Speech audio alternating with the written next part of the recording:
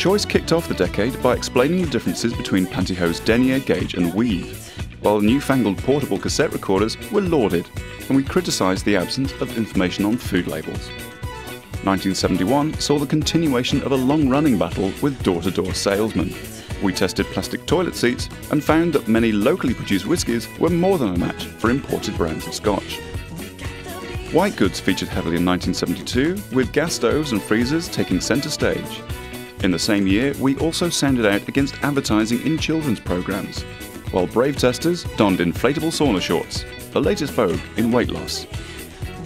On to 1973, and we considered the benefits of home brewing as a means to counter the rising costs of bottled beer, while environmental consumerism showed its very first green shoots. We also pushed federal parliament for a national commission for consumer affairs. 1974, and we were busy evaluating touch typing courses, growing sea monkeys, and informing the DIY fanatic which was the best heavy-duty drill to use. At home, the crockpot was described as useful for a working couple, but otherwise non-essential. 1975 was a year of new technology, with the very first colour televisions hitting the Australian market at $900 a throw, and handheld electronic calculator sales skyrocketing. We also described the new Trade Practices Act as one of the most important pieces of legislation for consumers in Australia. In 1976, Choice lamented the demise of the Great Australian Meat Pie, renaming it as the Great Australian Gravy Pie.